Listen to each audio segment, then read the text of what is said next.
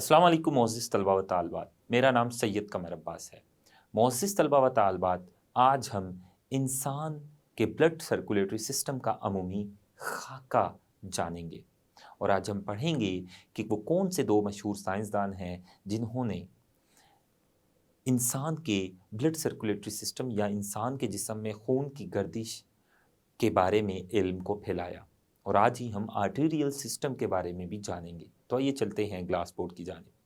Blood circulatory system, जो कि खून, दिल और ब्लड वेसल्स पर मुश्तमिल होता है। इस सर्कुलेटरी सिस्टम में ब्लड वेसल्स का एक जाल होता है जो पूरे जिस्म में फैला हुआ होता है और जिस्म के तमाम हिस्सों को खून पहुंचाता भी है और उन तमाम हिस्सों से खून हासिल करके दिल तक भी पहुंचाता है। तो हम आज ये जानने की कोशिश करेंगे कि कौन से दो मशहूर साइंसदान हैं जिन्होंने खून की गर्दिश के बारे में इल्म फैलाया। जिस्म में खून की गर्दिश कैसे होती है, ये बताने में उन दो मशहूर साइंसदानों का बड़ा अहम किरदार है। वैसे तो इंसान के जिस्म के अंदर खून की गर्दिश के हकाइक जानने के लिए कि कैसे इंसान के जिस्म में खून गर्दिश करता है, ये हकाइक जानने के लिए बहुत सारे साइंसदानों ने मेहनतें की हैं और बहुत अहम किरदार भी अदा किया है। लेकिन दो मशहूर साइंसदान जिन्होंने इंसान के जिस्म में खून की गर्दिश का इल्म फैलाया, उनमें से सबसे पहले हैं इब्ने नफीस।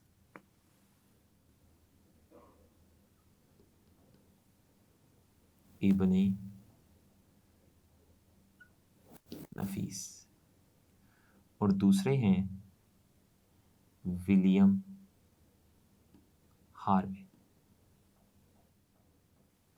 इब्ने नफीस ये एक तबीब थे और इन्हें खून की गर्दिश बताने वाला सबसे पहला साइंसदान माना जाता है। तो इब्ने नफीस ये एक तबीब थे, इन्हें खून की गर्दिश बताने वाला सबसे पहला साइंसदान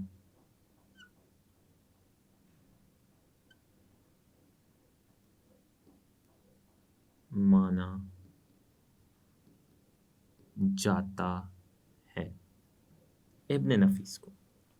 जबकि जो विलियम हार्वे है, विलियम हार्वे ने दिल का खून को पंप करने का अमल दरियाफ्त किया और ये भी बताया कि बड़ी आर्टरीज और वेन में खून का जो रास्ता है उसको भी विलियम हार्वे ने दरियाफ्त किया। तो विलियम हार्वे ने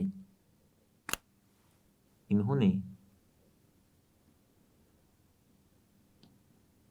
दिल का खून को पंप करने का अमल और बड़ी आर्टरीज और वेन्स में खून का रास्ता दरियाफ्त किया।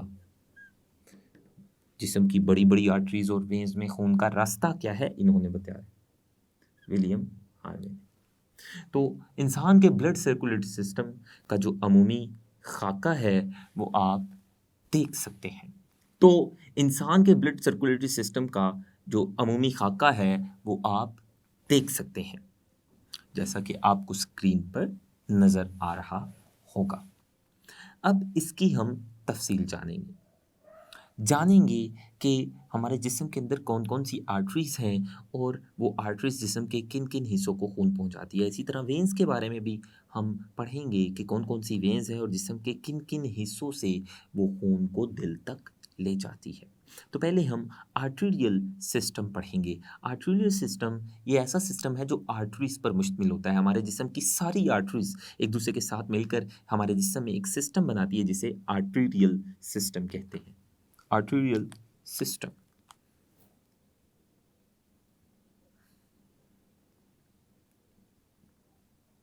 आर्टेरियल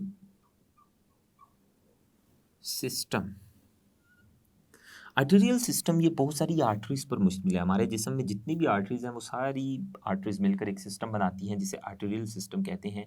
और इस सिस्टम का काम खून को दिल से दूर लेकर जाना है, खून को दिल से जिस्म के मुख्तलिफ हिस्सों तक पहुंचाना है।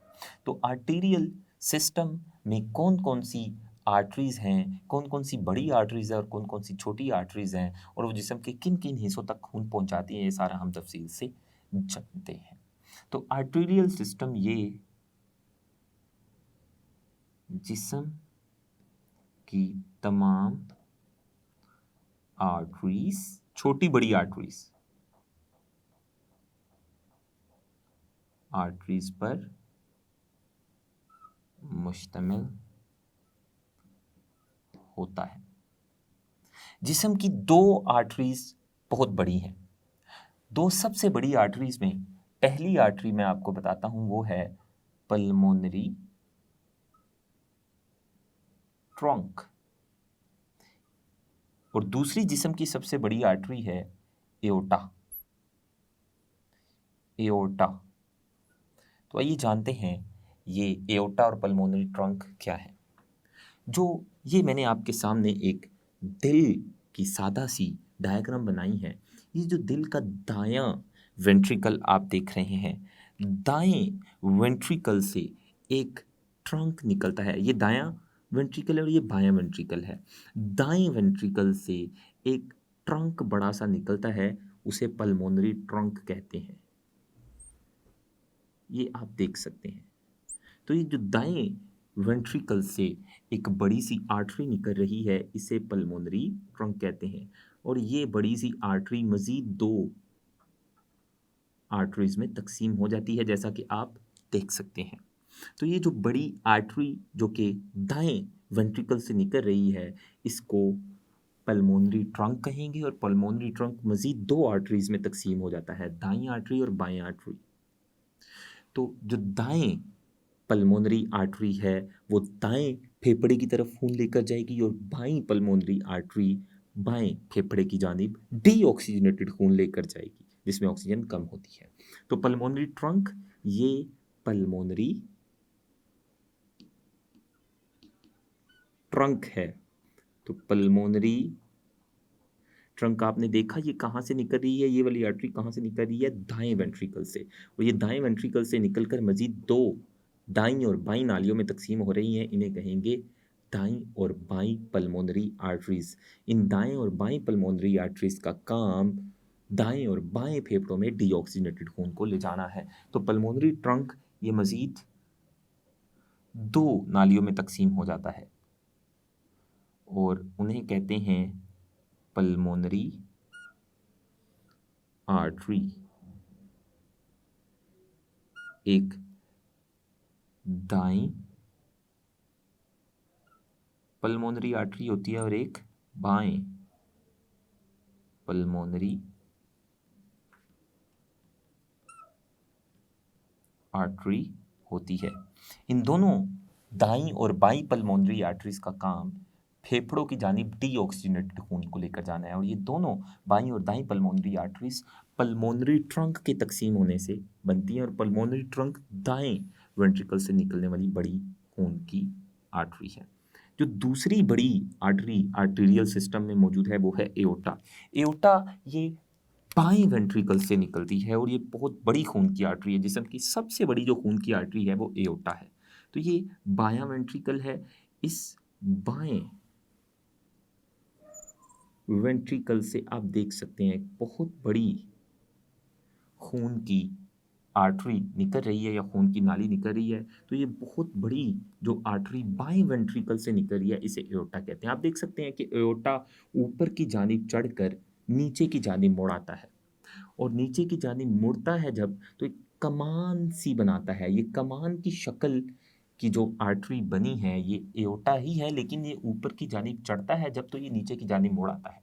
तो एओर्टा के ऊपर की जानिब चढ़कर नीचे की जानिब मुड़ आने से एक कमान सी शक्ल जो बनती है, इस कमान सी शक्ल की आर्टरी को हम एओर्टिक आर्च कहते हैं। तो एओर्टिक आर्च क्या है? ये एओर्टा को ही कहते हैं, सिर्फ इस वजह से क्योंकि एओर्टा ऊपर की जानिब चढ़कर नीचे की जानिब मुड़ आता है, जिसकी वजह से एक कमान की शक्ल जैसी आर्टरी बन जाती है, जिसे एओर्टिक आर्च कहते हैं। तो एओर्टा जो कि ऊपर की जानिब चढ़ता है और ये बाएं वेंट्रिकल से निकलता है, और बाएं वेंट्रिकल से ऑक्सीजनेटेड खून इसमें दाखिल होता है, और ये ऊपर की जानिब चढ़कर जब नीचे मुड़ता है तो ये कमान सी शक्ल इख्तियार कर लेता है, और फिर इसको हम एओर्टिक आर्च भी कहते हैं। इसी को हम एओर्टिक आर्च भी कहते हैं। तो ये एक बड़ी खून की आर्टरी है जो कि बाएं वेंट्रिकल से निकलती है और ऑक्सीजनेटेड खून लेती है, और इसी का काम है कि ये तमाम हिस्सों तक ऑक्सीजनेटेड खून पहुंचाती है। तो जब ये जो एओर्टिक आर्च है ये ऊपर की जानिब जाकर नीचे की जानिब मुड़ती है, और ये आर्च जब नीचे थोरैक्स वाले हिस्से में आ जाती है, आप देख सकते हैं ये जो आर्च है ये नीचे थोरैक्स वाले हिस्से में आती है। सीने वाले हिस्से में जब आती है ये एओर्टिक आर्च, तो सीने वाले हिस्से में आकर ये एओर्टिक आर्च एक नाम इख्तियार कर लेती है। जब ये सीने वाले हिस्से में आएगी फिर हम इसको क्या कहेंगे? इसे हम डॉर्सल एओर्टा कहेंगे। दोबारा बता दूं आपको, जो एओर्टा है ये एक बड़ी आर्टरी है, बहुत बड़ी आर्टरी है, जिसम की सबसे बड़ी आर्टरी एओर्टा है।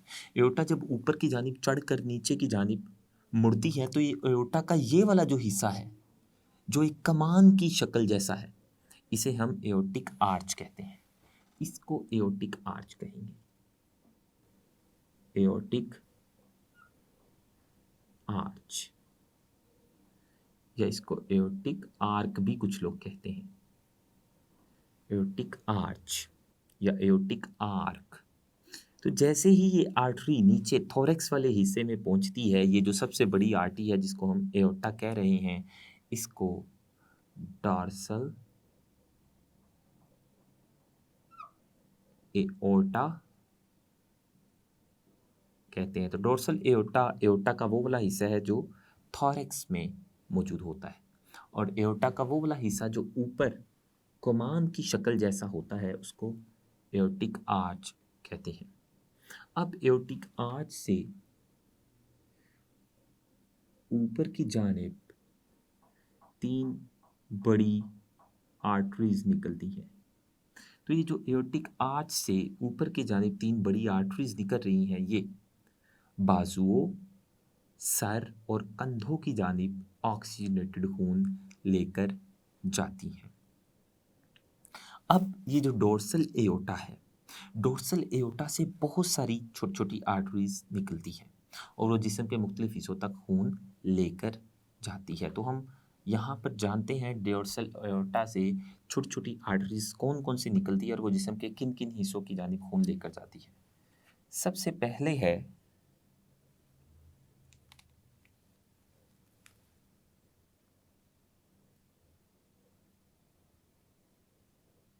इंटरकॉस्टल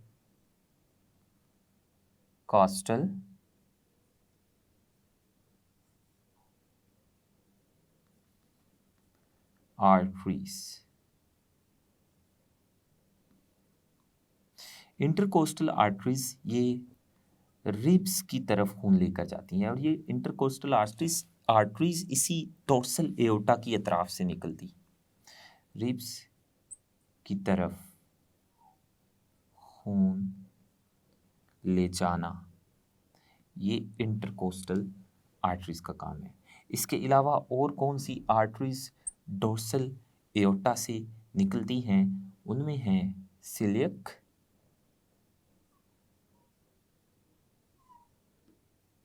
सिलिक और सुपीरियर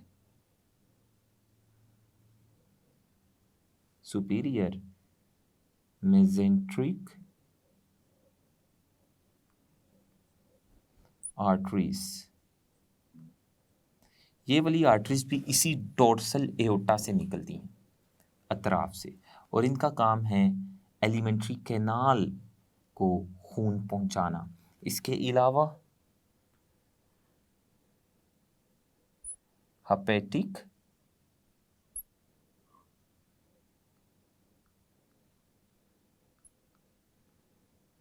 आर्टरीज भी डोर्सल एओर्टा से निकलती है और इसका काम है जिगर को खून पहुंचाना।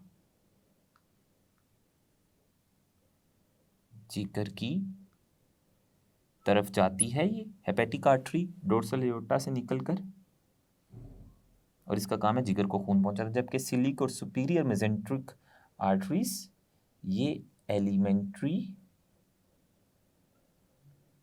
एलिमेंट्री केनाल की तरफ जाकर खुराक की नाली को खून पहुंचाती है।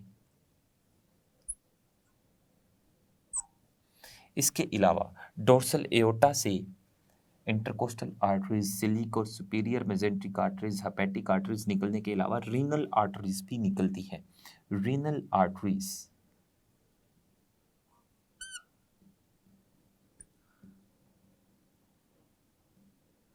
ये जो रीनल आर्टरीज हैं ये गुर्दों की जानिब खून लेकर जाती हैं। गुर्दों की तरफ ये जाती हैं और वहां पर खून लेकर जाती है। इसके अलावा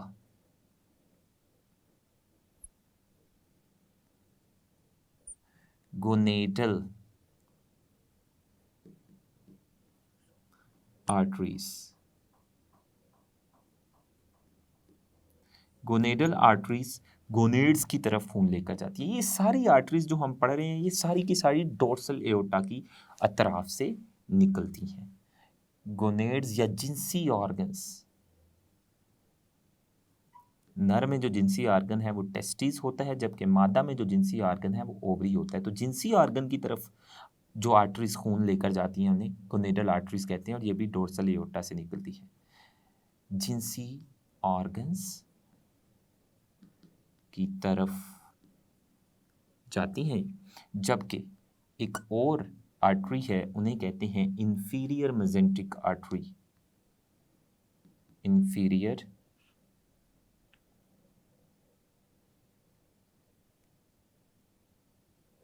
inferior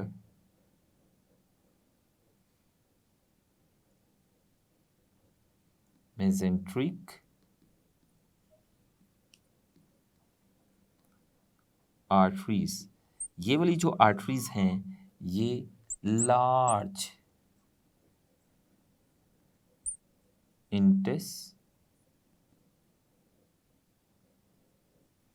इंटेस्टाइन की तरफ खून लेकर जाती है। ये सारी आर्टरीज डोर्सल एओर्टा से निकलती हैं। अब ये जो डोर्सल एओर्टा है ये अपनी अतराफ से ये सारी आर्टरीज निकालता है, साथ ही ये नीचे की जानिब आकर टांगों में दाखिल होने से पहले दो आर्टरीज में तकसीम हो जाता है। ये डोर्सल एओर्टा के मज़ीद नीचे आने से जो दो आर्टरीज बनती हैं कॉमन इलियक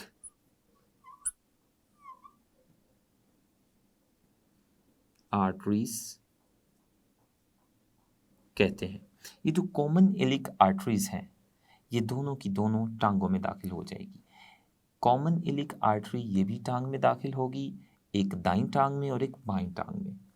अब ये जो कॉमन इलिक आर्टरीज हैं ये मज़ीद तकसीम होंगी।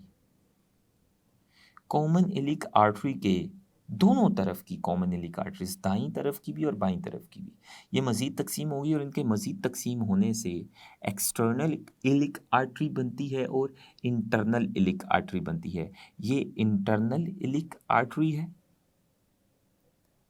Internal iliac